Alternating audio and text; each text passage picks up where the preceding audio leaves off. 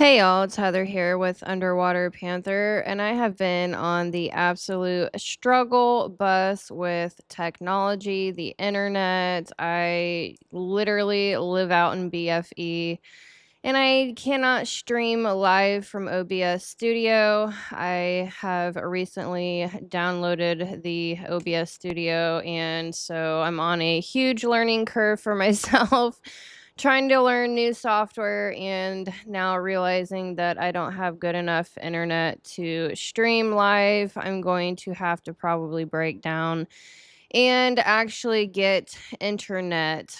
I normally hotspot, so those days might actually be over. So, anyways, I was getting ready to film on my Scorpio series. I've got multiple, 15 different series going on right now on YouTube. And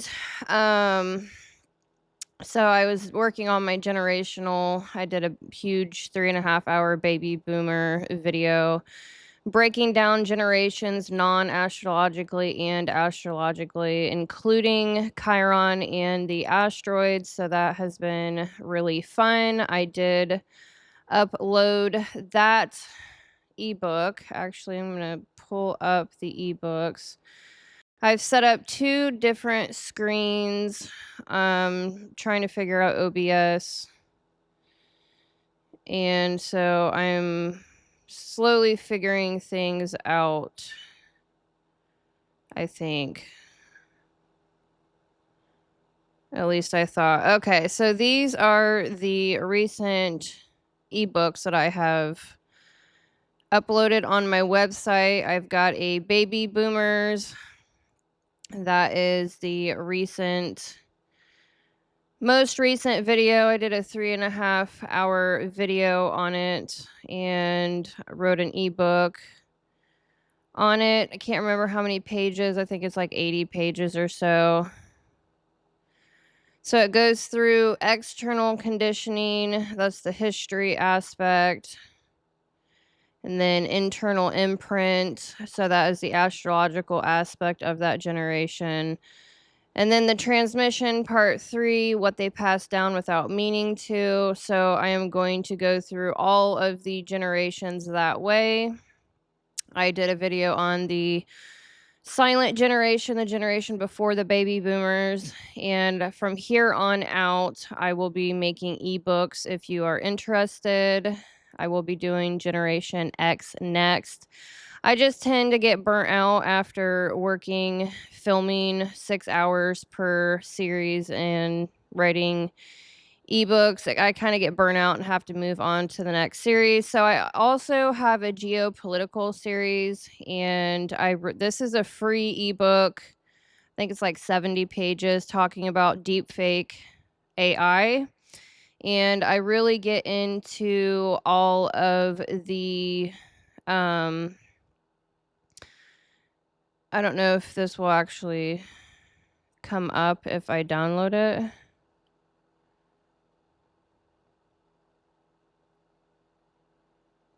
I'm not sure if this will actually, I'm screen display sharing I'm not sure how this works, but this is free. So I guess I'm kind of showing you what to do right now. Oh, I just got an email that I downloaded it. I'm not sure how long it'll take. Shouldn't take too long. So I finally came across my very first deepfake AI video. It was a Joe Rogan video.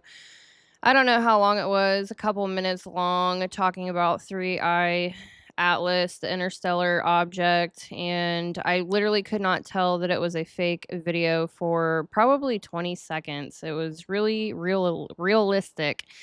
And I got really triggered because I am very careful with what I intake. I haven't watched mainstream media in over 20 years. I pay so I don't have to listen to ads on YouTube.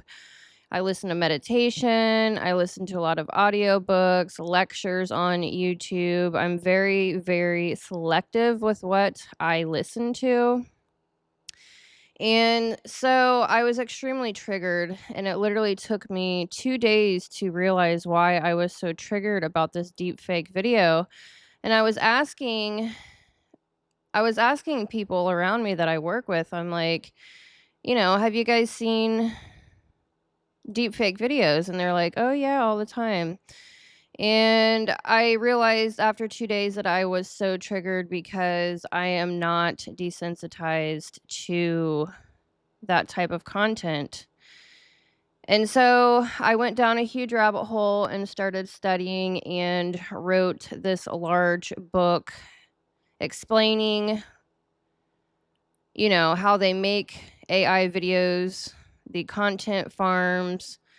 I go really deep into how to protect yourself, how to spot deep fake AI videos, and what laws are not out there actually. They care only about the political. You can't make a fake political video up to a certain time. The only federal law is, fake sexual content, putting your face on someone else, stuff like that. So, election deep fakes, deep fake porn. And so, yeah, that's about it. So, I go through all of the states, what laws there are not, what they are working on. I have all the websites there. I'm not sure exactly what page. I'm going to scroll back up to the table of contents.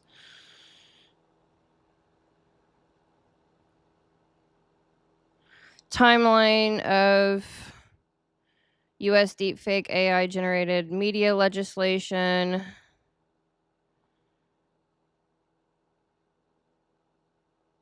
Where are the states? I go through so I've got websites that you can go to search in your own state what is going on, what they are working on.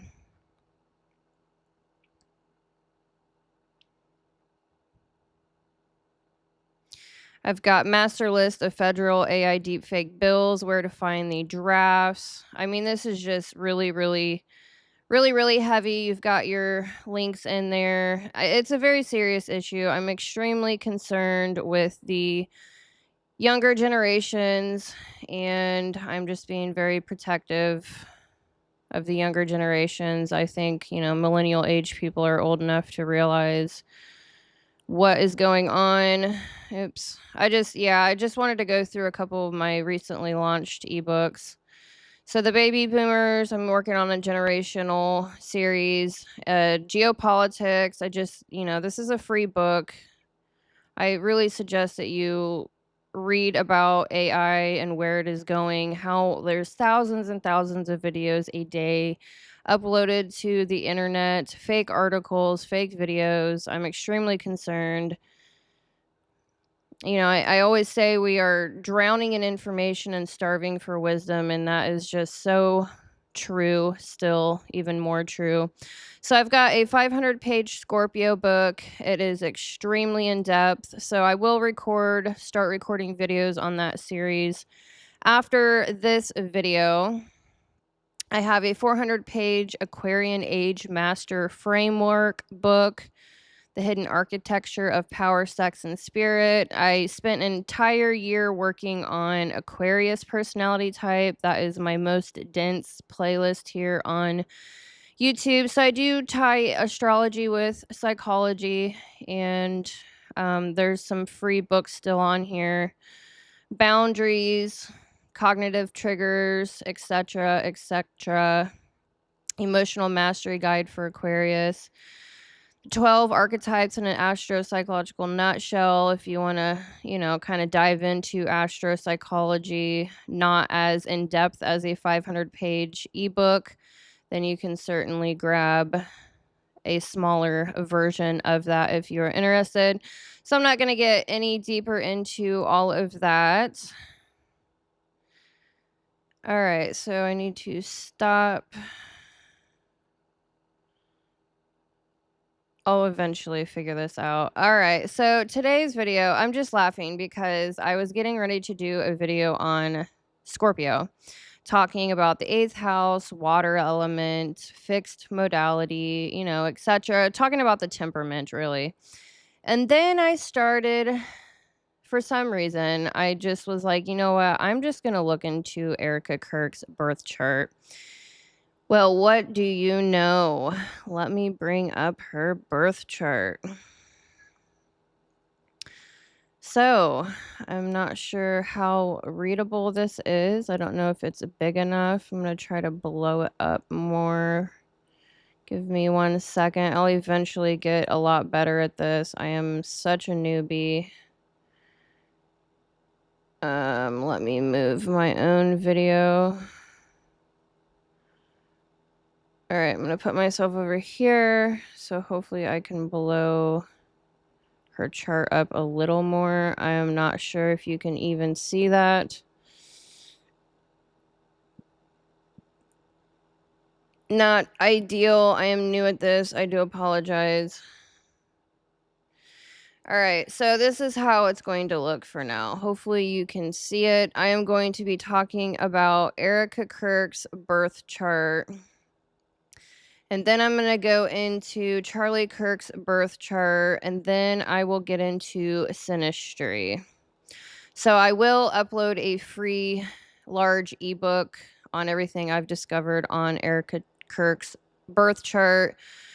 I just enjoy writing books and sharing information. There are a few videos out there already on her birth chart. I've only watched one. I don't really want to, I get into this. I've been reading birth charts for many years. I've done hundreds of birth charts, and I wasn't planning on doing them online. But here we go. So this is actually my first one online. I've got many other ones I want to do, especially with a generational series. I am going to do a couple of birth charts, Paul Check and Ron White, for the boomer generation before I move on to Generation X. And I will pull some well-known Generation X and probably do birth charts there as well. I just absolutely love Paul Check and Ron White, and they're kind of like outliers of the baby boomers. So, all right, let's get into Erika Kirk. So this is a sunrise chart. I do not have her birth time. And so you're going to have to disregard the rising and the rising. I don't know. You can't see my pointer. All right. So disregard the rising sign. Disregard the houses. The rest of the chart is accurate, believe it or not, even without a time of birth. So she was born in Cincinnati, Ohio, November 20th, 1988. She's actually 5 years older than Charlie Kirk, which I was unaware of. So core configuration here. We have the chart pattern is a funnel. I'm actually going to have to scroll up so you can see that. There we go. So we've got a funnel leading in Venus. Now both of their charts are actually Venus leading. I found that interesting. Hers is focus Jupiter T-square to Mars. She is lacking in Earth. So she is extremely heavy Martian energy. Tons of Scorpio and Aries. And wow. The intensity in her eyes, man. The show, I don't know what show she was on. She was doing her whatever, her book selling campaign, and the intensity in her eyes, I immediately clocked it. I'm like, she is definitely a Scorpio. And so here we are, about ready to get in my Scorpio. So she is leading with Venus in Libra. Focus planet is Jupiter in Gemini. Major stress pattern, Jupiter T-square Mars, Aries. Her Mars is in Aries. Now, I am in Aries rising 0 degrees, but my Mars is in Taurus in the second house. I have a Capricorn stellium. So I am the goat, but I'm extremely grounded. And this Scorpio heavy heavy, like, warrior Martian feminine and masculine energy. She's got both polarities of Mars going on. It is wild to me. So she's got a heavy emphasis with water and cardinal modality, initiating and starting cardinal. All right, so the funnel pattern, why everything passes through one point. A funnel chart means most planets are clustered. One planet becomes a psychological outlet. All tensions, ambitions, survival instincts, and identity pressure discharge through that planet. For Erika, that outlet is Venus in Libra. She does not act randomly. She filters power through relationship, image, diplomacy, and value signaling. This is controlled expression, not emotional spontaneity. She's extremely controlled emotionally. I could totally clock that in her interviews. Yeah, this extremely intense. So leading Venus in Libra, soft power with teeth. Venus here is domicile, socially literate, conflict avoidant on the surface, but Libras love to stir the pot. To claim that they are in charge of the peace, they create chaos in order to organize their own standard of peace. So she's strategically relational underneath. This Venus does three things at once: creates safety, sets terms, maintains advantage without appearing dominant. But she is extremely dominant. I'm going to get into that with the Synastry. All right, so shadow Venus, harmony becomes leverage, reasonableness becomes a moral high ground, balance becomes asymmetrical control. This is how someone can dominate a dynamic without ever raising their voice. Scorpio stack, we have why this is not innocent. Sun in Scorpio. This is a Scorpio engine of Erika Kirk in her birth chart. Sun in Scorpio, Mercury in Scorpio. Now, Charlie and her both have Mercury in Scorpio. Found that interesting. Pluto in Scorpio, Vesta in Scorpio. And I really wish I had her time of birth. I can't remember what is it? I can't remember the astrological term, rectify. I can rectify someone's chart. It takes me quite a few days in order to do so. I have to sit and study the chart for quite a while. I have to sit and watch their interviews, how they communicate, and I really don't feel like focusing on her for that long, so I'm not going to rectify her chart. I'm just going to do this video and be done with it and move on. I have a lot more to do, so.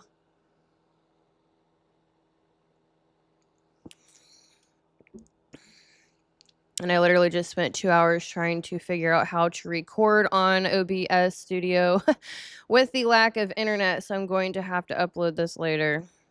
All right, so key insight, Venus decides how to relate. Scorpio decides who holds leverage. So while the tone is polite, the awareness is predatory. Jupiter in Gemini, the amplifier. So this is the focus planet of the funnel. Jupiter in Gemini expands narratives, multiplies interpretations, controls meaning through language, wins through framing, not force. This Jupiter doesn't dominate by authority. It dominates by controlling the story. Whoever defines reasonable wins. Geminis are extremely good at communication, flipping around. They are Jekyll and Hyde. She's an extremely good communicator and reframing of meaning, reframing of morality. I mean, this girl can really talk her way out of anything or into anything. Extremely gifted with emotional containment and communication. Absolutely. She's got a very, very good memory with that sun and Mercury especially. Sun and Mercury. She is a Scorpio. I call that being a Scorpio through and through. So she is a full-blown through and through Scorpio, which is hard to find because normally, it's Scorpio with a Sag Mercury.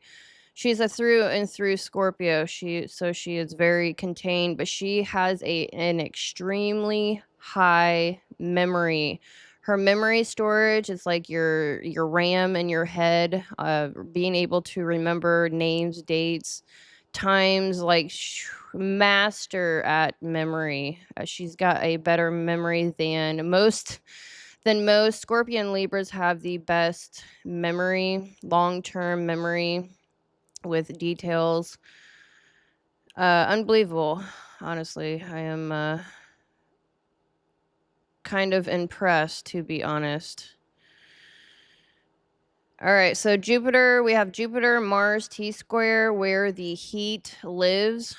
Mars in Aries is raw instinct, direct action, anger, assertion, survival drive.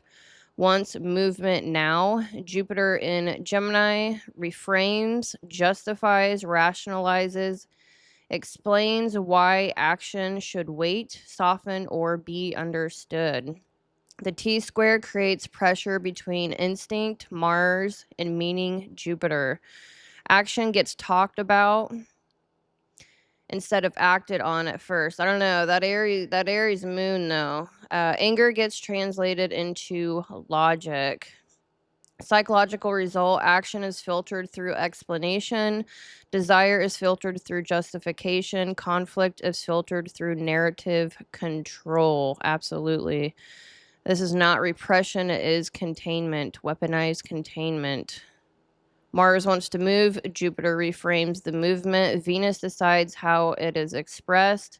Scorpio ensures control is retained. She is an extremely, I really couldn't say that I have seen another chart that is all about control. She is extremely all about control.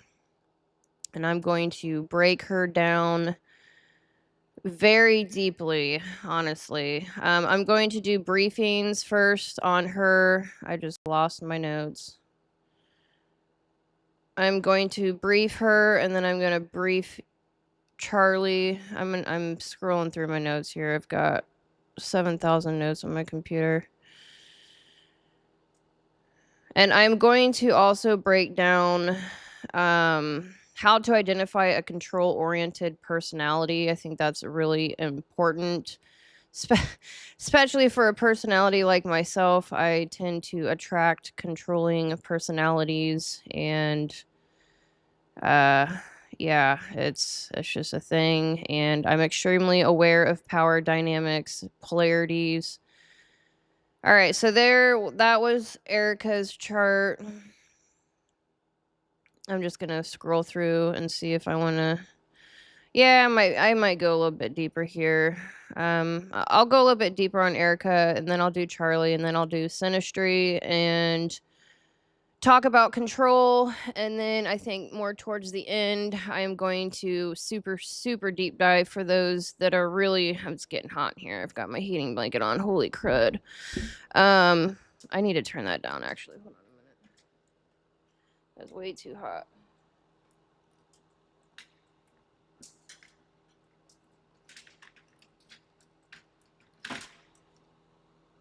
I got that on full blast. I don't have heat out here in my office. I'm in an industrial size shed, farm equipment out here. It's not heated, and I've got heating blanket, space heater. I do not have internet. I've been hotspotting, and I'm just going to have to break down and actually get internet. And I don't have TV. I haven't had TV in 20 years. So, yeah, I'm old school, almost borderline Amish. So, it is what it is. All right. So, Erika Kirk. Core signatures: Scorpio Sun, Mercury, Pluto, Aries, Moon, and Mars. Saturn, Neptune, and Capricorn. I find that extremely interesting.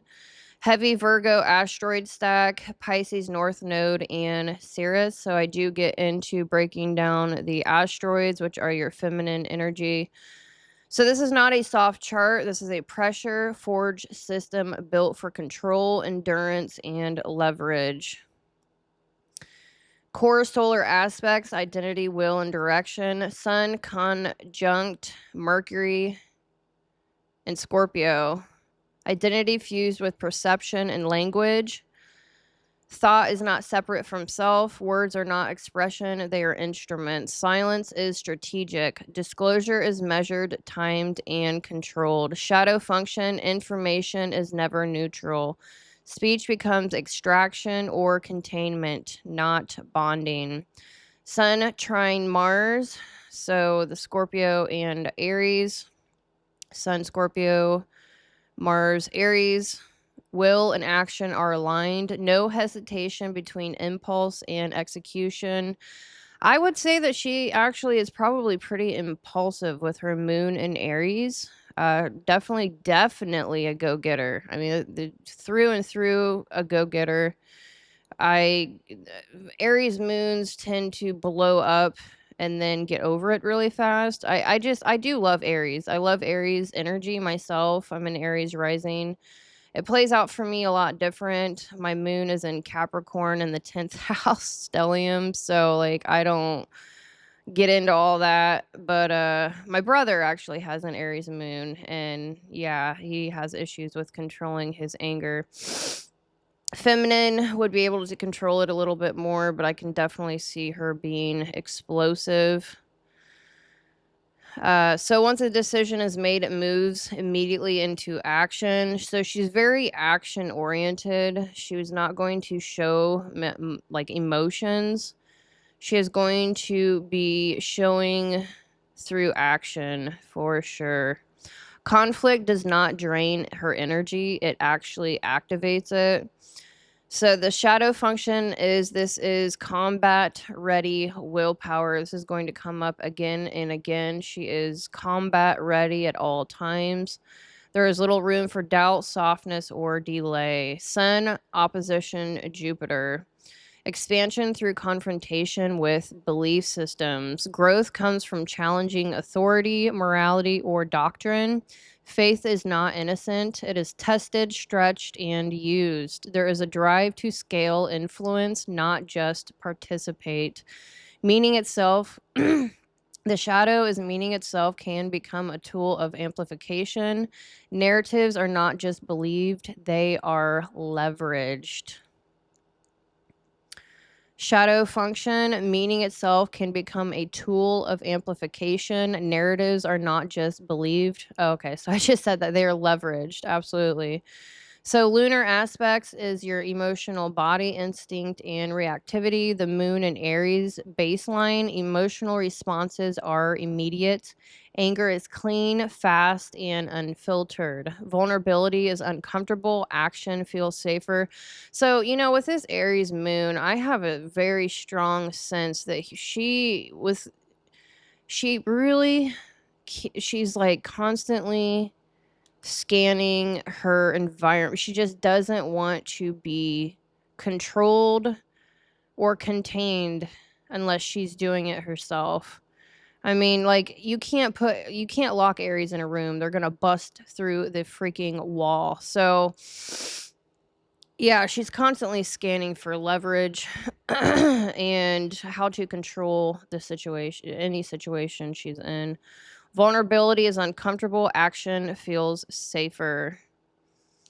So, Moon square Neptune, emotional reality versus constructed meaning, early emotional confusion or emotional inconsistency. Feelings have been invalidated, spiritualized, or redirected. So, I know her mother, I guess her parents, I'm not sure how young she was when her parents divorced, but her mother took her to Arizona for a career opportunity. So, her mother was certainly entrepreneurial, placed herself in heavy masculine energy, was not afraid of masculine energy, workforce style. So yeah, I'm seeing that her young childhood was very organized, controlled, I'm going to get into that later. I'm going to break that down in depth later. So emotions becomes something to override, not follow. Intuition is filtered through belief rather than sensation. Moon opposite Venus, inner needs versus outer presentation. Emotional truth conflicts with relational harmony. Desire to appear balanced while internally charged. Early lesson, connection requires self-editing. Charm becomes armor. She's extreme. She can be extremely charming. That is her armor. Relational ease can mask internal volatility. She is extremely volatile, and she is very charming in the same breath. This reminds me of a viper, like straight, not even a scorpion, like a straight freaking viper. All right, Martian aspects, drive, aggression, survival. Mars squares Saturn. Action constrained by authority, early blocked to self-assertion, disciplined learned through restriction. Teaches endurance, not ease. Anger becomes controlled, delayed, or strategically released. This is trained aggression, not reckless violence. Explosive independence, sudden breaks from constraint, refusal to be owned or slowed, instinct to disrupt systems that feel limiting. So when pressure builds too long, release is abrupt. This creates a shock and move pattern. Mars square Chiron, wound around right to act. Acting decisively may have been punished early. Creates a pattern of improving strength through persistence. This woman is built for endurance. I'm telling you that. She is she's playing the game for the long haul. Pain becomes fuel. Weakness is intolerable, especially in self. Saturn conjunct Neptune and Capricorn, reality and belief fused under discipline, idealism disciplined into structure, spiritual or moral concepts given institutional form, teaches survival through composure and responsibility. Belief is not mystical, it is operational. Faith becomes infrastructure. This is the aspect of moral authority, institutional spirituality, order disguised as meaning, and I will get more into depth with that later. Neptune opposition Chiron, wounding around faith and safety, disillusionment with protection or caretaking, forces self-containment, teaches that salvation does not arrive, it is built. Pluto trine Chiron. So we've got Chiron in Cancer and Pluto in Scorpio, millennial. I also have my Pluto. This is interesting because I also have Pluto in Scorpio in the 8th house, and my Chiron is actually in Cancer in the 4th house. So I am curious where her Chiron in Cancer, what house that is in, because to me that is a feminine wound. So I'm looking to mother. It's Chiron in Cancer. Cancer is normally the mother. And I'm just kind of, it seems like her and her mother have a pretty close relationship, and I'm wondering how true and if that's just to put on a good face. Put on a good face. That's actually appropriate. Put on a good face in faith. I don't know. Something's going on there. I don't know. Something really deep wounding in her feminine. I'm not sure what, but yeah, healing through power mastery. Trauma becomes a source of leverage. Survival knowledge is internalized deeply. Pain is studied, not avoided. Transformation is not emotional, it is strategic. Let's see. We've got Pluto. I'm going to do a couple more, and then I'm going to get into Charlie's birth chart. So Pluto square Pallas. Strategy forged through intensity. Let me scroll down here so you can see her. Oh, yeah, Pallas does show up. So we've got Pallas in Aquarius. Strategy forged through intensity. Pattern recognition sharpened by pressure. Intelligence used defensively. Emotional detachment enhances clarity. Shadow function. Thinking replaces feeling when stakes are high. Pluto sextile Nessus. Her Nessus. That doesn't actually show up here. For some reason, I don't have some of the asteroids show up on... I think it's Astrograph. I've got so many different astrology apps. It's ridiculous. But yeah, it doesn't show up on this one.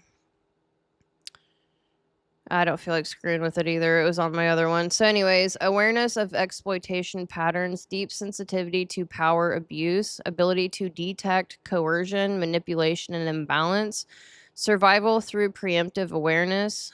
Trust is rare. Control is preferred. Control is written all over this chart. All right, so I'm not gonna see. Vesta and Scorpio, it's a good one. Devotion is total. Energy is guarded, not shared casually. Burnout possible through overcontainment. Vesta and Scorpio, that's like legit. Scorpio is all about brands.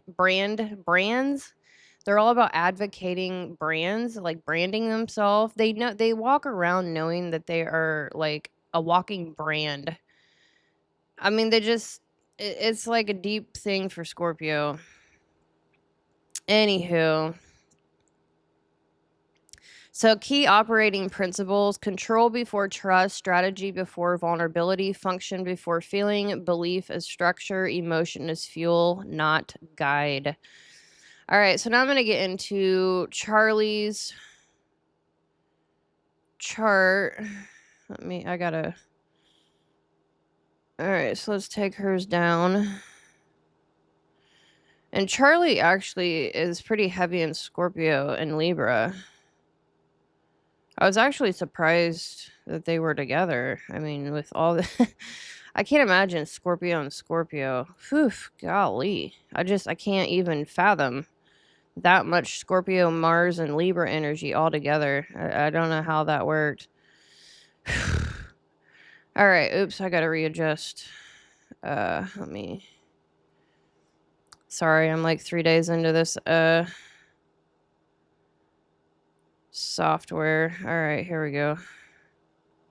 I'm not really sure if you can even see that. Disregard the rising. Rising, I do not have Charlie's birth time either.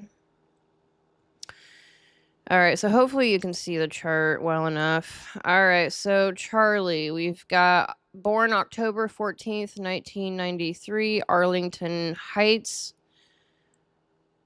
Illinois. So, core signature, we have Sun in Libra. This is the most important placement here. Core identity. So his core identity, Libra. Sun in Libra. Relational, image, aware, reflective. Identity forms through others. Strong, need to be seen as fair, reasonable, and likable. Power expression, soft power, persuasion, mirroring. Avoids overt dominance, uses charm, balance, and aesthetics, can struggle with self-definition without feedback. Power style, indirect, relational, and diplomatic. He has moon in Libra, double Libra emphasis. Emotionally aligned with the sun, but this amplifies dependency. Emotional pattern, needs harmony to feel safe, discomfort with conflict, tendency to smooth things over rather than confront. Shadow, emotional self abandonment, difficulty holding firm boundaries when harmony is threatened. Mercury conjunct Pluto. So this is one of the most dominant aspects in his chart: mental power, penetrating perception, obsessive thinking, strong psychological insight, communication style, intense, probing, and strategic, can fixate, interrogate, or emotionally corner through words, sees what others miss, especially emotional leverage points. So this is where Charlie's real power lives. Mars in Scorpio. I am just flabbergasted with how much how much Martian energy both of these people have. And Libra, like, oh my god. All right. So I know so many people, like their personality types, who they are married to. Let me just sit here and think for a minute.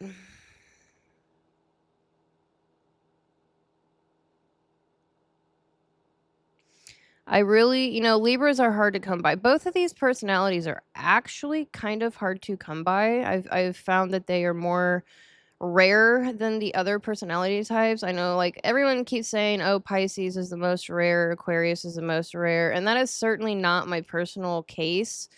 With coworkers, friends, neighbors, all of that good stuff. Like, I just that's not the case. Libra and Scorpio are, and I actually do not know any Libras with Scorpios.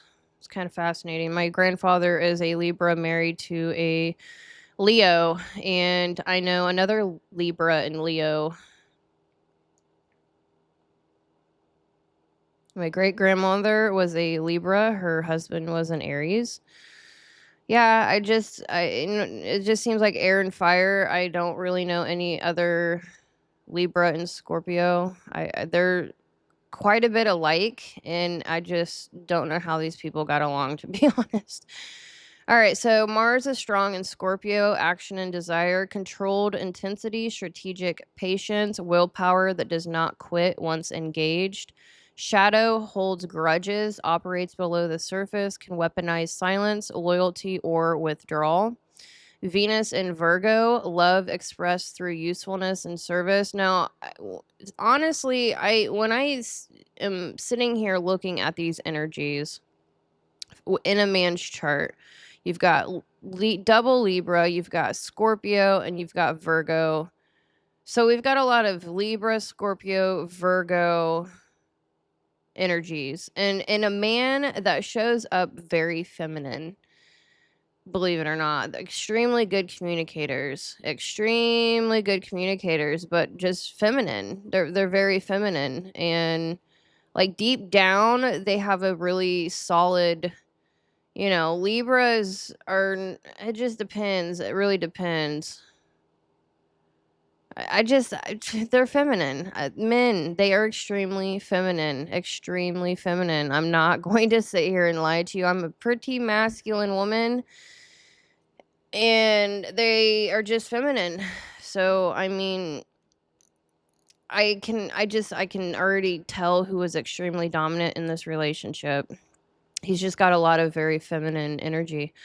All right, so Venus and Virgo, love expressed through usefulness and service, relational style, helpful, attentive, detail oriented, shows love by fixing, improving, and supporting. Shadow, self criticism, earns love through labor, can tolerate imbalance if needed. Jupiter in Libra, so this inflates the Libra identity, expansion, idealism about relationships, strong beliefs in fairness, doing the right thing, optimistic but sometimes naive about others' intentions. Structural and generational forces. I'm actually going to pull out my own. I want to sit here. I want to get my Libra and Scorpio key cards. I should have already done that. It's hard to remember all the exact placements in one's ego. And so I've made these key cards, and if you're interested, see, I've got these key cards. You probably can't really see, but I've broken down the ego into 4 different functions here, astrologically and psychologically. Here, let me actually. I've got so many things going on at once right now. It's ridiculous. That's not what I want to do. All right, so I've made these key cards. It's like backwards. Okay, so these key cards. So this is Libra.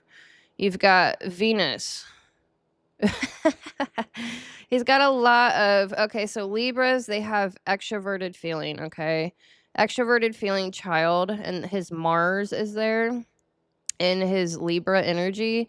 And so, honest to God, they can, like, believe anyone's sob story and feel so bad for them, and they have really bad managerial skills. Like, I don't know, it's they can just be pushovers. They really can. They're extremely intelligent, don't get me wrong. They can be good at, like, business in the sense of, like, not actually managing it, but directing the business. It's hard to explain. My grandfather's a Libra, and I've seen this, like, my entire life. He just believes anyone's sob freaking story, and he just gets screwed over and over and over and over. I've got a total different, like, business managing style than he did, and I literally worked in the accounting department for 5 years. They can just be freaking pushovers. So, extroverted feeling. He's extremely extroverted, feeling dominant, and that means that he is caring about other people's feelings. He literally is he's just it can be in a childish way, don't get me wrong, but he still deeply cares about other people's feelings, okay? Yeah, it is a thing, okay? And he's very good at seeing many different opportunities. That's extroverted intuition. Hero, they're really good at seeing 20,000 million paths forward. They're not like, I have one goal and I'm going to get to that one goal. They're extremely opportunistic, and they're really good with knowing a whole bunch of people and pulling strings and having other people do things, but they're really good at seeing opportunities everywhere and being able to hold that, many different opportunities, and, go down that line of thinking in many different ways. So that's like their powerhouse. Now, I want to show you this Scorpio energy. Scorpio energy. So keep in mind that Virgo's Martian energy is in left field, which means that they are not good at it. They're actually weak at it. It is a positive optimistic function, but it's still childish. It's not their best. Mars is not their best energy. Now we've got, look at this. We've got Scorpio. I don't know if this is going to be backwards for you. This is frustrating. So Scorpio, ruled by Mars, they do that by default. Absolute warriors by default. And they've got introverted feeling apparent. They are all about their own emotions, so much so they do not have other people's emotions on their radar at all. Their decisions that they make are about their own emotions. I mean, yeah, I wanted to show you that briefly because it's insane that they have so much of these energies in their chart, and they were actually together, and that is just wild to me.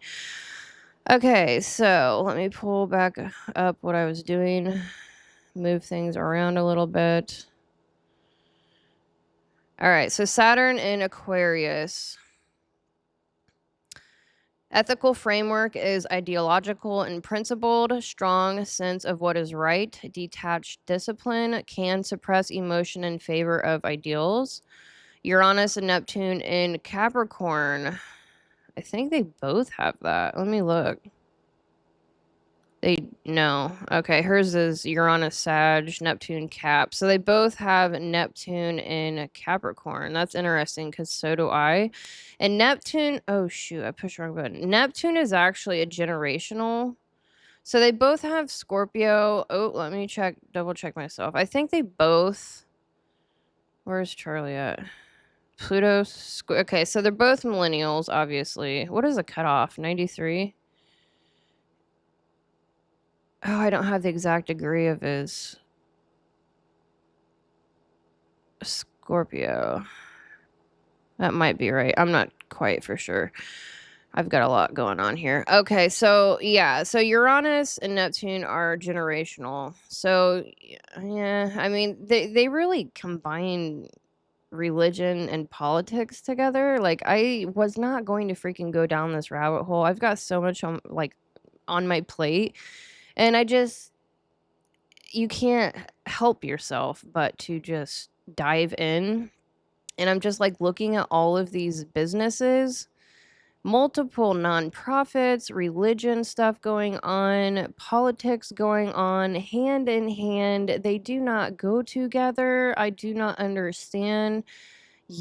I can't even, I'm sitting here like, God, is this guy a younger? I literally was sitting here thinking he was not a millennial, actually, because this seems like a younger even thing to do because it's just not smart. I mean, I guess they made millions and millions of dollars, and I'm going to actually break that down a little bit more. I'm not going to get politically here. I'm not going to get into their businesses. I'm going to study that to myself, but um fascinating. So this creates a belief in systems dynamic, authority, structure, success, narratives carry power, can rationalize behavior if it serves a larger plan, susceptible to confusing ambition with morality. So they both had that. This is where belief becomes weaponized, especially when paired with Scorpio placements. So they certainly both had that going on. Pluto and Scorpio, generational and activated, emotional intensity, trauma awareness, power struggles around trust and intimacy. She was not your typical housewife. I can tell you that right now. Millennial, yeah, I'm not falling for it. All right, so strong dominant aspects. We have Sun conjunct Jupiter, inflated sense of righteousness, confidence rooted in being reasonable or fair, can unconsciously assume moral high ground. Sun trine Saturn, self control, responsibility, capacity for long term restraint. Sun square Uranus and Neptune, inner conflict between stability and idealism, identity confusion at times, sudden shifts in self direction. Mercury conjunct Pluto, obsessive cognition, power through language, truth framing, and emotional insight.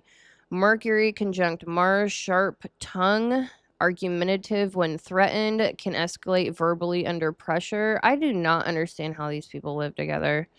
I really, truly don't. All right, Moon conjunct Venus, strong need for closeness, emotional bonding through harmony, can idealize connection. Moon opposite Lilith, tension between pleasing others and authentic emotional truth, fear of rejection when expressing raw feelings. Overall power profile for Charlie, where power is strong, mental and emotional perception. We've got Scorpio, Mercury, Mars. Scorpio, Mercury, and Mars, strategic endurance, psychological insight, where power is weak, direct confrontation, unlike what's her face, Erika, direct confrontation, boundary enforcement. So power is weak in boundary enforcement. Absolutely. Power is weak in boundary enforcement, direct confrontation, identity, independent identity. So, very much so relied on Erika. Primary defense mechanism, intellectualization and charm. Withdrawal instead of confrontation. Moral framing to justify choices. So Charlie is not overly dominant in a traditional sense. Instead, the power is subtle, control is psychological, influence comes through perception, persuasion, and emotional leverage. So his chart is high sensitivity to relational imbalance, strong internal intensity, a tendency to lose self first, then regain control through insight rather than force. So I can only imagine how absolutely charming this man was. Extremely charming, more feminine energy. Easy to get along with, no doubt. Obviously a very good communicator. I have never listened to Charlie. I had no idea who he was. I think he relates to a younger generation, to be honest. Not sure. I mean, I guess there's a lot of people. I'm in a different world. I don't get into politics that much. I do now and then. I did those studies many, many, many years ago, and I'm just kind of in my own psychological, astrological world, building my own. I've written 30 books in the last couple of years, so I am just not on that wavelength, but I have been recently. That's why I am doing this now. Yeah, it's wild. All right, so power asymmetry analysis. I'm going to take a quick drink and then I'm going to do their synastry.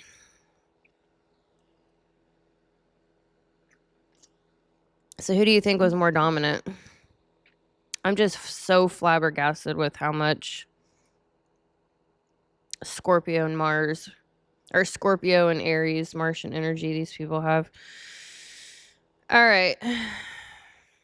Oops, I keep doing the wrong thing. I'm not wanting to do that. All right, so I don't know how I am going to do this, actually. I haven't really... All right, let me get my screen situated here. Eventually, I will get better at this. So I think I'm going to just take that down. Where is Erika? Aspects. All right. So I've got... who do I've got?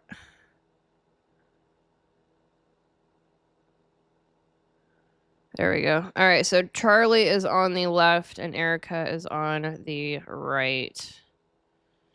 I'm gonna put these back up to the inner planets. All right, here we go. I think I'm just gonna leave it like that. Oh wait, no. Oh, let me adjust this. Does that matter? I don't know what you guys prefer to see. Probably me not screwing around.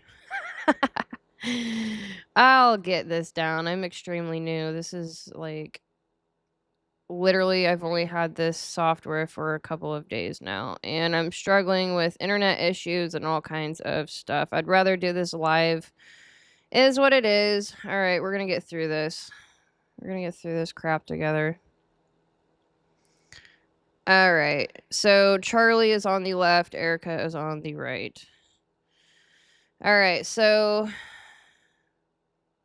Synastry analysis. Who controlled the field of war? Please do tell me in the comments below. I'm going to take a quick coffee break. I have been up all night trying to figure out how to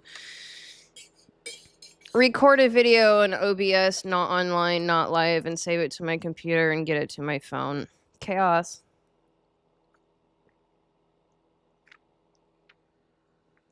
Absolute freaking chaos. I've been using the same editing software for the last 12 years of my life. Please have patience with me. I can't stand starting new stuff like that, but once I'm in it, I dominate. All right, I'm behind 5 to 8 years of the professionals here. I'm comparing myself and I suck. All right, so Erika, who controlled the field of war? Erika dominant. Is that what you thought?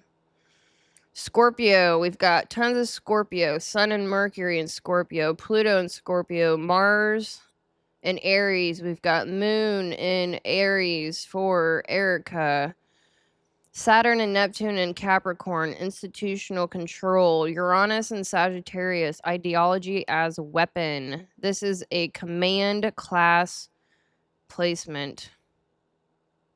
She doesn't fit inside systems. She uses systems as terrain. Extremely systematic. She knows what she's doing. Charlie, reactive. We've got tons of Libra here. Sun, Moon, Jupiter in Libra. Mars in Scorpio, strong but buried under the Libra. Mercury conjunct Pluto, intense but internalized. Neptune and Uranus in Capricorn.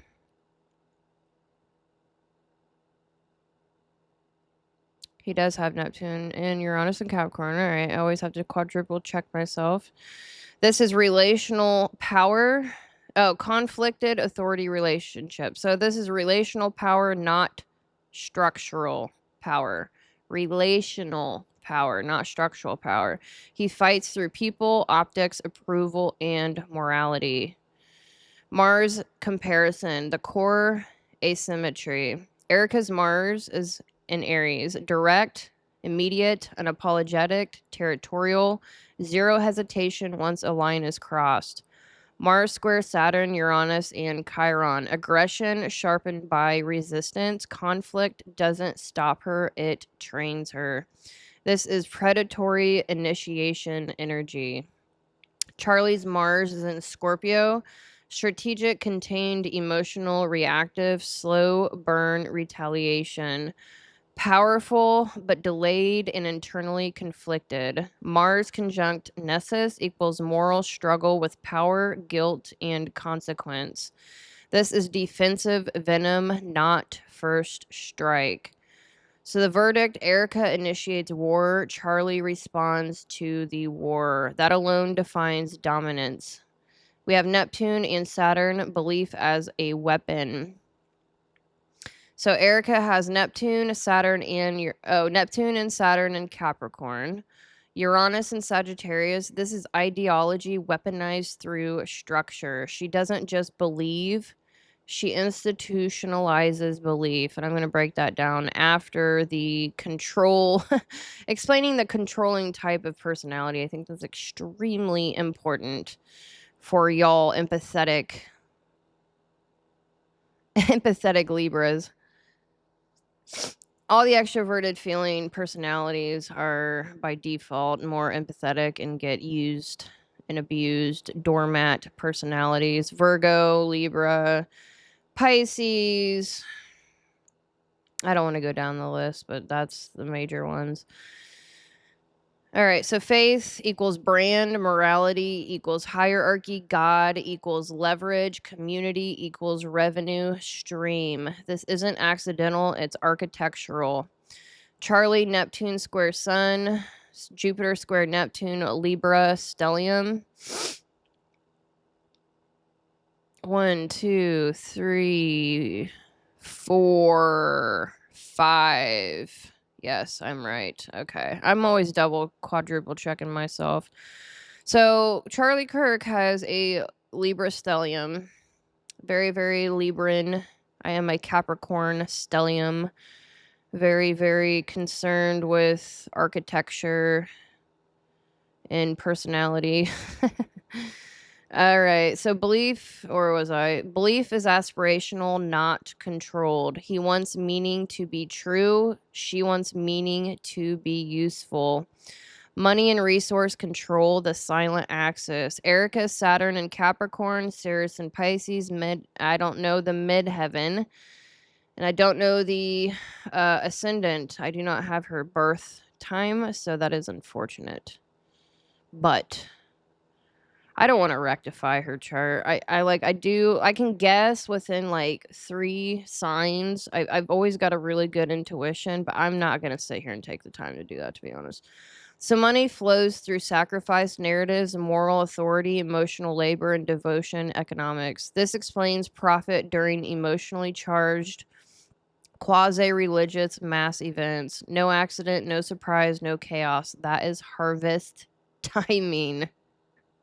Weaponized emotions for the ka-ching. We all see it. It's obvious. And it's all over her chart. Charlie has Sirius and Taurus, Cancer. I'm going to double check this real quick. I'm not too for sure about that. I don't quote me on this, so I'm just kind of intuiting the Cancer portion. That's why I stopped myself to double question myself. But he does have the Sirius and Taurus and the Libra emphasis, so resource tied to safety, public approval, caretaking, relational stability. This is fundamentally more vulnerable. So Erika is 5 years older but more importantly, Saturn already operational. So, how old is she? Give me 1 second. Where's my phone at? I literally lost my phone. Give me 1 second. Oh, that's right in front of my face. How embarrassing. All right, give me 1 second. I can't do math. I hate it. I refuse to waste my brain on it. All right, so Erika is 37 years old. Is she really? All right, Erika is 37 years old. And Charlie was 30, was she 31 or 32? October. I'm not sure the date. I feel totally bad. I'm not sure the exact date of his passing. I still can't believe. So we'll say 31. 31, 32. 32, I believe. God, that's sad. I'm getting emotional.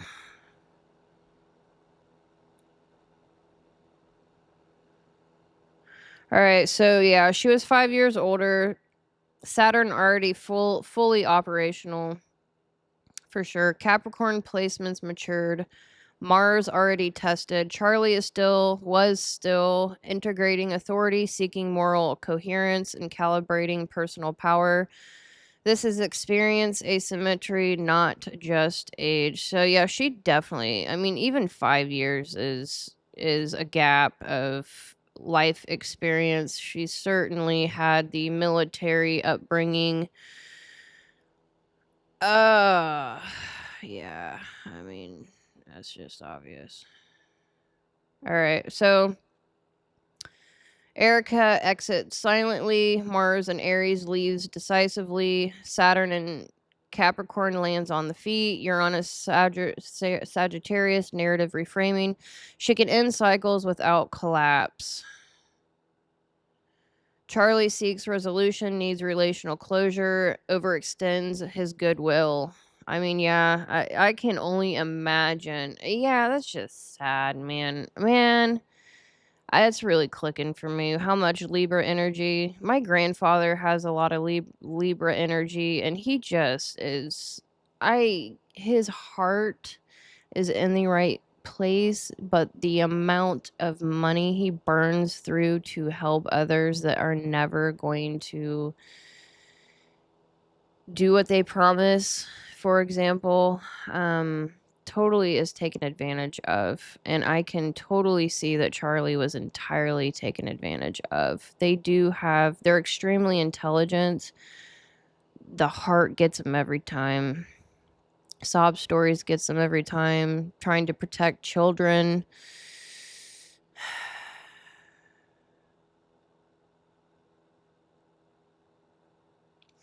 So Charlie cannot disengage without identity cost. So the final verdict, obviously Erika is extremely dominant. Charlie was the reactive force. Type of power, Erika strategic, institutional, and predatory. Charlie relational, moral, and reactive. War style, Erika cold, initiation, belief, weaponized, resource, extraction. Charlie emotional response, ethical framing, and delayed counter punch. This wasn't chaos, it was asymmetric warfare. Scorpio command versus Libra conscience.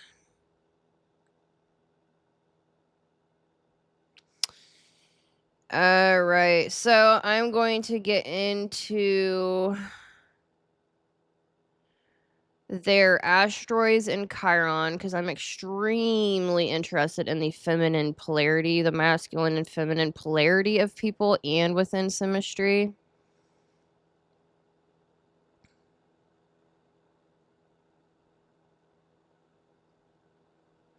So I've got quite a bit more on Synastry between the two. I've got to sneeze.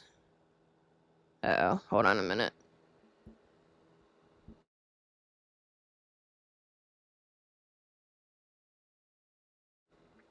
Oh my gracious. Excuse me.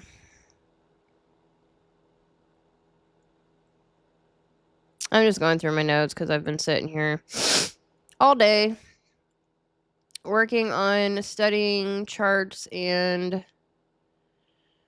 Alright, I found what I was looking for. I'm just trying to figure out what angle I want to take this on the fly.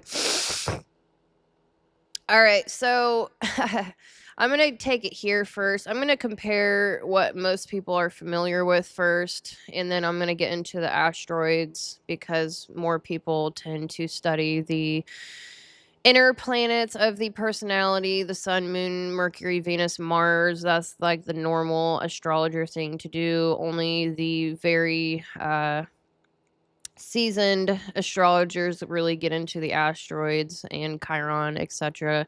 So I'm going to go through the general inner planet personality synastry, and then I will get into the asteroids, and then I will get into the control, how to understand a controlling personality, and then I will break down Erika in extreme depth. Let me check my time. I'm already an hour and 10 minutes in, so yeah, this is going to be a long one. That's all right.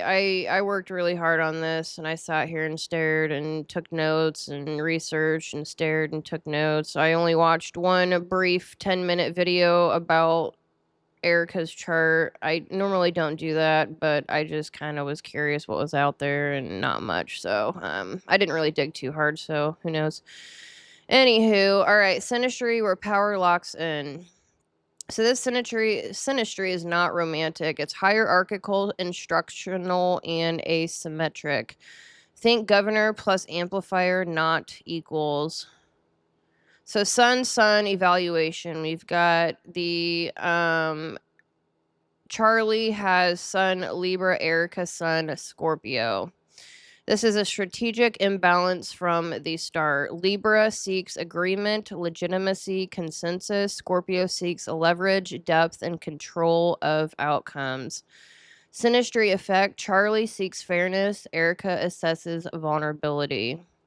Libra assumes neutrality exists. Scorpio knows it does not exist. Power flows towards Scorpio because Libra reveals intentions while Scorpio withholds them. He was just swept off his poor little feet, wasn't he? Yep. I'm getting hot.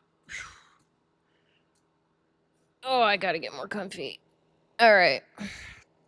All right, here we go. So moon to moon, we've got Erika with an Aries moon, Charlie with a Libra moon. This is a dominance loop. Aries moon reacts. I'm going to actually switch this around. Give me 1 second.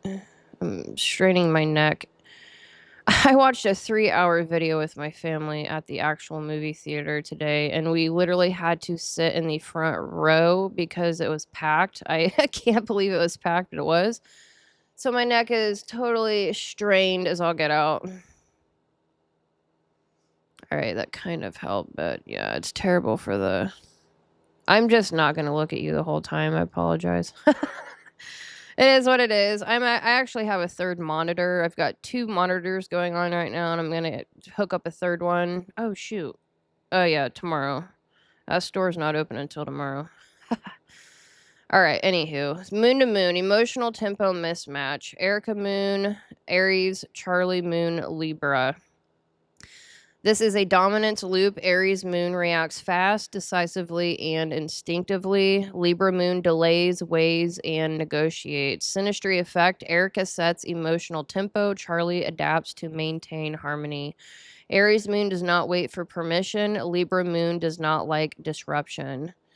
You know, it's funny, though, because Aries and Libra, they do attract each other. They are opposites. My great-grandmother, Libra, my grandfather, Aries. I can see why the moons attracted.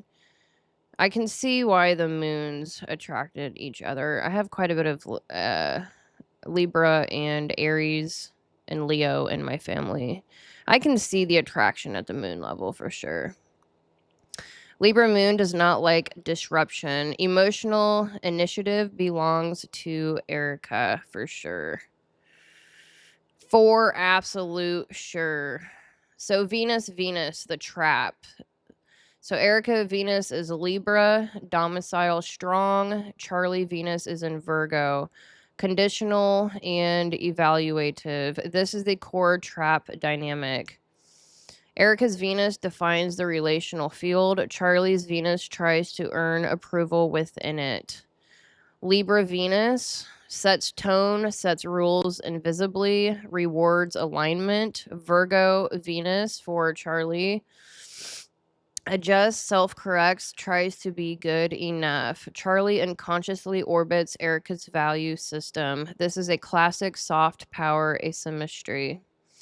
Mars to Mars, control versus containment. So Erika's Mars is in Aries, Charlie's Mars is in Scorpio.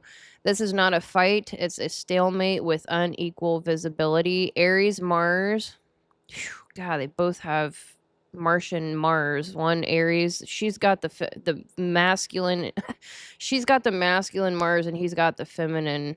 I mean, it doesn't matter what you, whatever you're comparing in their charts. It's really wild because he is just feminine compared to her masculine. Like, it doesn't even matter what you're.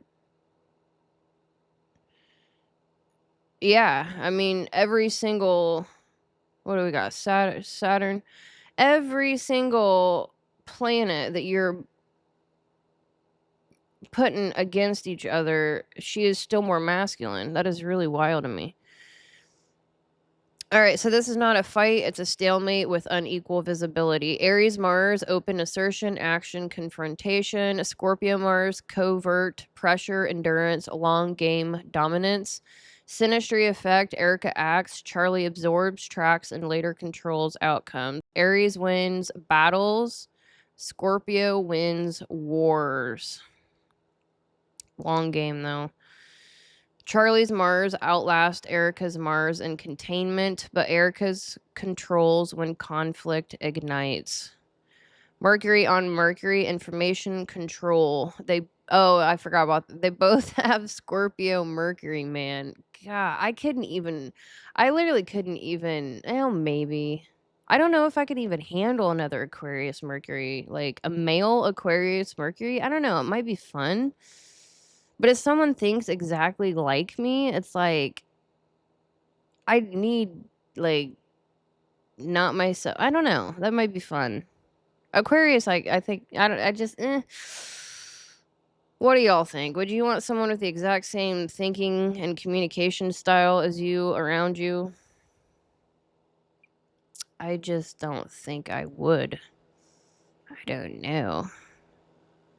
So both have Mercury and Scorpio. This is huge. Both read subtext, both detect manipulation, both weaponize silence. But there's a difference. Erika speaks selectively. Charlie speaks strategically but publicly. Erika holds informational asymmetry. She knows what not to say. He speaks because speech is his currency. Jupiter symmetry, narrative amplification. Erika Jupiter, she's got Gemini, Jupiter in Gemini. Fascinating. Extremely entrepreneurial there. The Gemini energy is the most masculine besides Aries. It's Aries, Gemini. I had the list down like hardcore. What do you think? Sagittarius is up there. She's such a masculine woman, man. It blows my mind. She's way more masculine than I am, and I think that I'm masculine. Nah, not even close. All right, so I've got a lot of Cap and Taurus. I'm like grounded AF. All right, Charlie has his Jupiter in Libra. This creates a meaning feedback loop. So both air and their Jupiters are all about the communication, intellectualism, pushing out the speaking, This creates a meaning feedback loop. Gemini, Jupiter multiplies narratives. Libra, Jupiter legitimizes narratives. Synastry effect, Erika generates interpretations. Charlie broadcasts them as reasonable. This is not mutual. It's source and amplifier. So Chiron to Chiron. Why this binds? Erika's Chiron is in Cancer, man. How does she not have a hardcore mother wound? Please, someone tell me. Someone tell me. Her mother was not actually loving to her. It was, nah. It wasn't actual, like, I think it was just control, man. There's no way. I don't know. Someone explain this to me, please, because my deepest wound is Chiron in Cancer. I know I'm biased. I'm being extremely biased here from the deepest wound I have in my life. But my relationship with my mother is non-existent, and it was very, very rough childhood for me. Went back when I was 4 years old, up to 4 or so. I don't know. Someone explain this to me. How really fake are they? I'm really curious. All right, Erika Chiron in Cancer, Charlie Chiron in Virgo. This is a caretaker validator wound loop. Erika wounds around emotional safety, controls care. Charlie wounds around correctedness, seeks approval. Synastry result, Charlie tries to do it right. Erika decides what right means. This is structural dominance, not emotional intimacy. Structural dominance.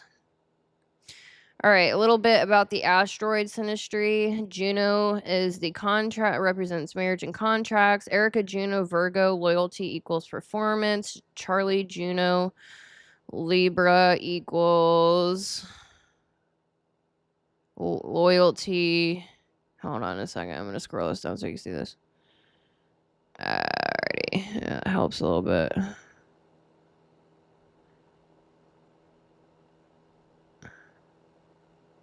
There we go. Excuse me. All right, so we've got Erika Juno Virgo, loyalty equals performance. Charlie Juno and Libra, loyalty equals agreement. Erika defines terms. Charlie agrees to them. Vesta is devotion. Erika, Vesta, and Scorpio, total loyalty, long-term memory. Charlie, Vesta, Aquarius, loyalty to cause. Erika personalizes devotion. Charlie abstracts it. Personal devotion always dominates ideological devotion in close symmetry. Nessus and Lilith, shadow power. Erika Lilith, Virgo, punishment via moral precision. Charlie Lilith in Aries, visible anger. Visible anger loses, invisible judgment governs. So the final synthesis, who holds power? Erika controls emotional framing, value definitions, and moral jurisdiction. Charlie controls execution, messaging, and external projection. She governs the field. He operates within it. He holds... Now, here is my mic drop. Here's my mic drop. You ready for it? He holds the microphone. She decides what can be said. Control doesn't need volume. It needs framing. And once framing is owned, the microphone is just a prop. He holds the microphone and she decides what's in it.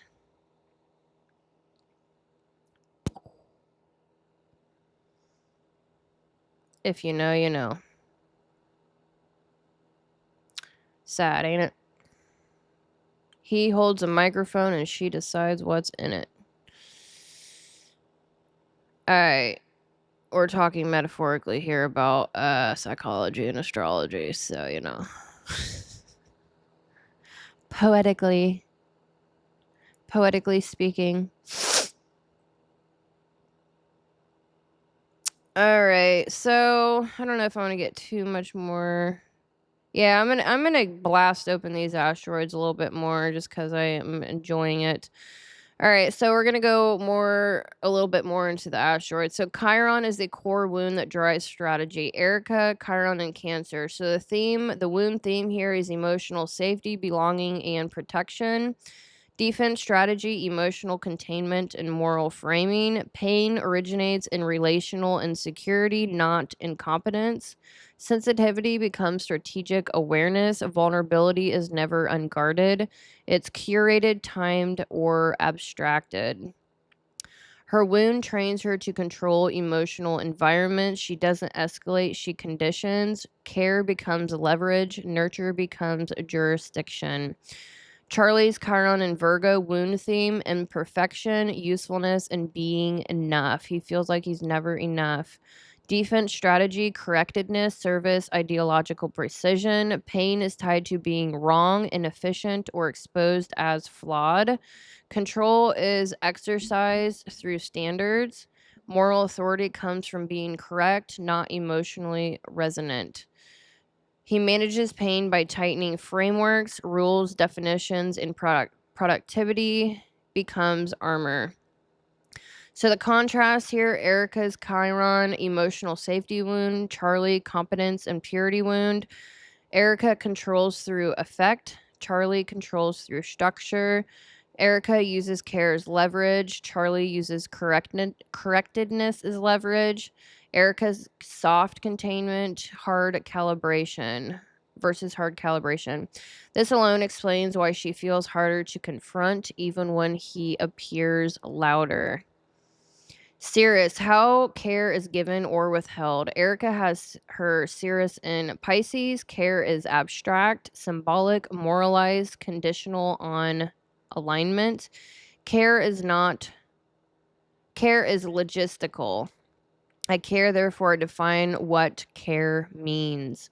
This allows emotional distance without guilt, withdrawal framed as righteousness, compassion without access. Charlie has his Sirius in Taurus. Care is material, tangible, stability based, possessive. Support is expressed through provision, resources, security, and structures, but care can become control via dependency. I highly, highly, highly doubt that happened. It could, but not, and I don't think that happened in their case. Stability replaces emotional attunement. Serious contrast: Erika abstracts care, Charlie anchors care. One governs meaning, the other governs material safety. Palace strategic intelligence: both of their palaces are in Aquarius. Very interesting. This is crucial. They think alike here. Shared traits: pattern recognition, ideological systems thinking, detachment from sentiment, strategy over impulse, but execution differs. Erica's palace is filtered through Scorpio and Pisces. Strategy is covert. Intelligence is emotional and symbolic, operates through narrative ecosystems. She shapes the environment others operate inside. Charlie's palace is filtered through Libra and Virgo. Strategy is overt. Intelligence is rhetorical and logical, operates through argument and debate. He moves pieces on the board. Key difference: Erika controls the rules of engagement. Charlie plays within rules he believes are neutral, and they're not.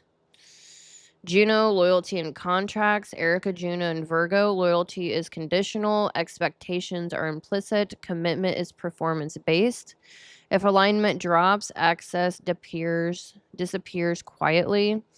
Charlie, Juno, and Libra. Loyalty is relational. Contracts are explicit. Fairness is emphasized. But harmony may override emotional truth. Balance becomes avoidance.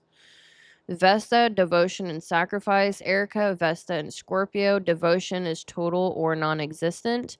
Loyalty is absolute. Betrayal is remembered forever. Even the tiny little things that they make up in their head. They just know they're going to be, Scorpios know they're going to be betrayed. And then they just screw you over and burn you because, so self-fulfilling prophecy. They are one of the most paranoid about loyalty. They will start getting extremely nitpickingly controlling. Honestly, I would say Scorpios are the most controlling, to be honest. I'm just gonna be super a stellium and Scorpio type of person. Heavy, even 3 to 4 placements in Scorpio. Heavy, heavy, heavy on the grudge holding. They remember emotional, like, what they consider emotional. I don't know, just anything that's extremely like, their emotions are dramatic, but it's, like, all internalized, and they won't tell you necessarily. I don't know, it's just a really, really I can't do it. I just can't do it. It's too much for me, to be honest. I love depth, don't get me wrong, but the controlling, no, absolutely not. Vesta, Charlie has Vesta in Aquarius. Devotion is ideological. Loyalty is to cause, not individuals. People are interchangeable within the mission. That could be a thing. Lilith, where but his Libra and Virgo certainly can override that. Vesta is, I mean, Aquarius is not. They are so effing loyal. When they are actually with somebody, they're so effing loyal to their own detriment. I would certainly say that that Vesta and Scorpio dominated the hell out of that Vesta and Aquarius. I mean, that's just facts. Lilith, where power turns sharp. Erika Lilith and Virgo, rage is suppressed, refined, weaponized, critiqued, replaces confrontation. Control through moral precision. Charlie, Lilith, and Aries, rage is overt, conflict is direct, power asserts openly. This makes him visible and therefore vulnerable. All right. Charlie uses hard power and soft language. Erika uses soft power as hard control. He can be debated. She can't be pinned. His authority depends on argument. Hers depends on moral jurisdiction and emotional framing. This isn't masculinity versus femininity. This is execution style versus governance style. And governance always outlasts force. Alrighty. I think that is all I wanted to say on their charts in a nutshell individually, as well as the synastry. Let me just double check. Next, I wanted to go through how to identify a control-oriented personality, because Erika is an absolutely controlling-oriented personality. And then I wanted to get even more in depth with her personality for those hardcore. I think I'm like over probably 2 hours in already. Hour and a half. All right, cool. I'm an hour and a half in. So from here on out, it's for the hardcore people. Probably about an hour. About an hour. I'll call you kind of hardcore. All right. So how to identify a control-oriented personality. All right. Control types are not defined by what they say. They're defined by how they regulate safety.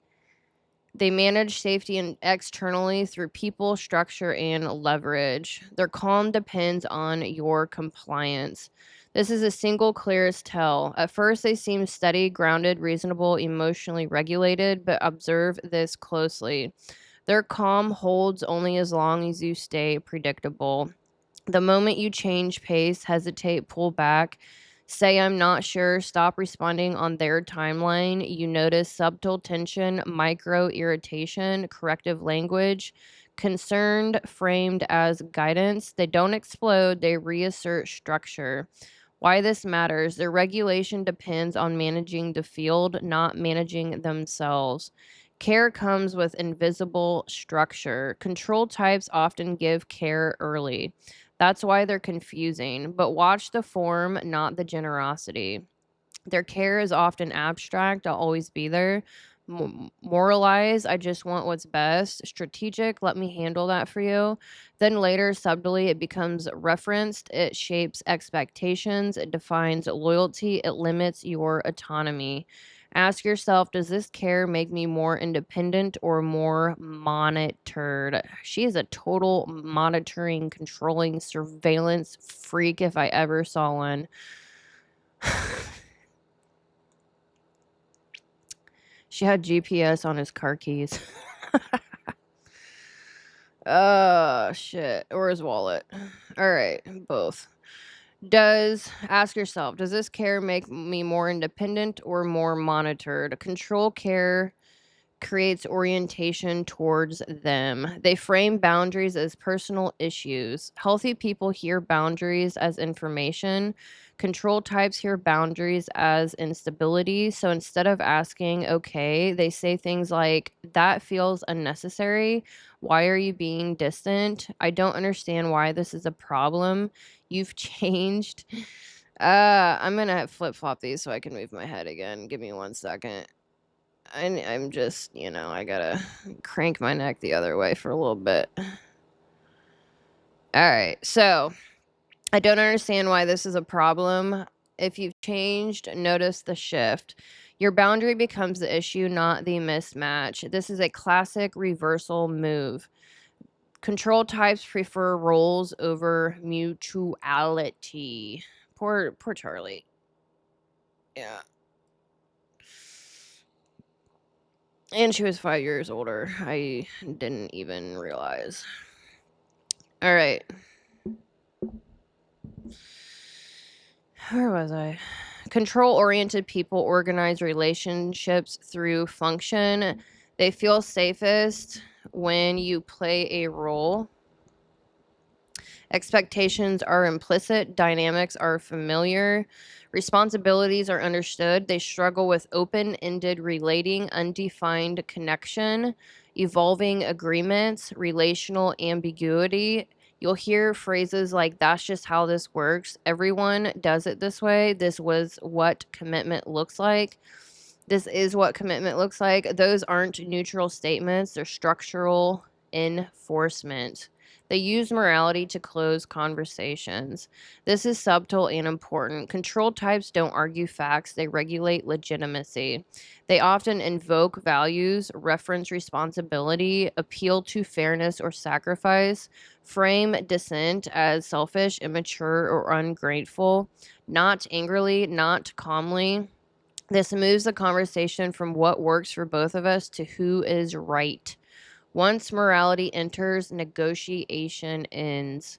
They become anxious when you self-regulate. This is where like it's just you got to learn from experience. It matters. When you take space, don't over-explain, don't escalate, regulate yourself quietly. They respond with increased messaging, concern checking, indirect pressure, emotional probing. Why? Because your self-regulation removes their leverage. Control types stabilize by co-regulating others, aka screwing the hell out of your nervous system. Your peace, your self-regulation, your autonomy destabilizes them. They escalate structure when intimacy increases. As closeness grows, watch what also grows. With control-oriented people, expectations increase, roles solidify, obligations appear, access becomes regulated. Intimacy doesn't lead to ease, it leads to moral architecture. That is a tell. The aftermath test, most revealing. The clearest sign appears when you step back. Healthy attachment responds with curiosity, adjustment, respect for pace. Control attachment responds with narrative shifts. You're cold, avoidant, and consistent, they say. Moral reframing, I did so much for you. Quiet punishment, withdrawal, withholding, and coolness. Sudden disengagement without repair, not because you harmed them, but because the system lost traction. The one question that reveals everything. Ask yourself this honestly and semantically, embody in your body. Do I feel more myself with this person or more managed? Do I feel more myself with this person or do I feel managed? Ask yourself. Not safer, not calmer, not needed, more yourself. If the answer trends towards smaller, more careful, more explaining, more responsible for tone, you're dealing with control dynamics. All right, so they are systems that learn safety through structure. So the control-oriented people. But you are not obligated to become part of that structure. You don't have to diagnose them. You only need to recognize compatibility. Your body already does this faster than your mind. This framework just gives language to what you already feel. All right, so I am going to actually take a quick break because what I am about to break down is actually probably 50 pages or so. I could do the short version. I'm going to sit here and think about it. I might do the short version of it. I might do the longer version of it. I just outdo myself every time I research. I give myself options of shortcuts or not shortcuts, and I rarely ever take shortcuts. So I'm going to take a break, and then I will do a separate video breaking down Erika Kirk in more depth because I think it's important. So I hope you enjoyed this video. I am going to take some things off of the screen. And after the Erika Kirk video, I am going to get into my Scorpio video because I am having fun. And I'm ready to get back into that series. So I don't know what's going on, but I know that Scorpios are extremely misunderstood. I get it. Believe me, I get it. I have an Aquarian mind. I know all about it. That's why I study other people so deeply, because people don't really get me. And so I go far out of my way to understand other people and then teach about it, because believe me, I know what it's like to be misunderstood. And so yes, if you enjoyed this video, like and subscribe. Certainly feel free to comment. Hopefully you learned whatever you were looking for. Yeah, that was all very interesting, and I think it's extremely apparent if you watch 20 minutes of each person, but I like to sit here and go in depth with birth charts because it's personality and I'm extremely interested. So anywho, like and subscribe, and I will see you on the other side.